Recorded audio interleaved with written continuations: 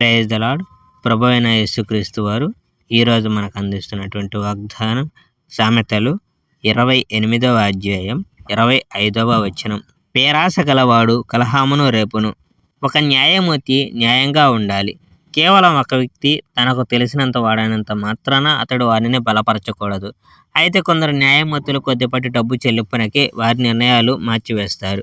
ఒక స్వార్థపరుడు ధనికుడు కావాలని మాత్రమే కోరుకుంటాడు. ఆ మనిషి దరిద్రుడు అయ్యేందుకు చాలా దగ్గరలో ఉన్నాడని అతడు గ్రహించడు. ఒక వ్యక్తి తప్పు చేస్తున్నాడని అతనితో చెప్పడం ద్వారా నీవు సహాయం చేస్తే తరువాత అతడు నిన్ను గురించి సంతోషిస్తాడు. ఎల్లప్పుడూ పొగిడే మనుషుల కంటే అది చాలా మంచిది. కొందరు మనుషులు వారి తల్లిదండ్రుల దగ్గర దొంగతనం చేస్తారు, అదేమి తప్పు కాదు అని వారు అంటారు. కానీ ఒక వ్యక్తి ఇంటి లోపలకు వచ్చి ఆ ఇంట్లో ఉన్న వాటన్నిటిని పగలగొట్టడం ఎంత చెడ్డదో అది అంత చెడ్డదే. ఒక స్వార్థపరుడు కష్టం కలిగిస్తాడు, కానీ యెహోవాను నమ్ముకునేవాడు ప్రతిఫలం పొందుతాడు.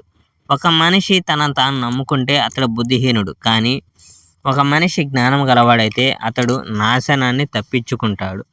ఒక మనిషి పేద ప్రజలకు ఇచ్చినట్లయితే అప్పుడు అతనికి అవసరమైనవన్నీ ఉంటాయి. కానీ ఒక వ్యక్తి పేద ప్రజలకు సహాయం చేసేందుకు నిరాకరిస్తే అప్పుడు అతనికి చాలా చిక్కు కలుగుతుంది.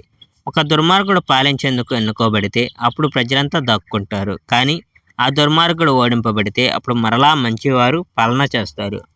Praise the Lord. May God bless our India.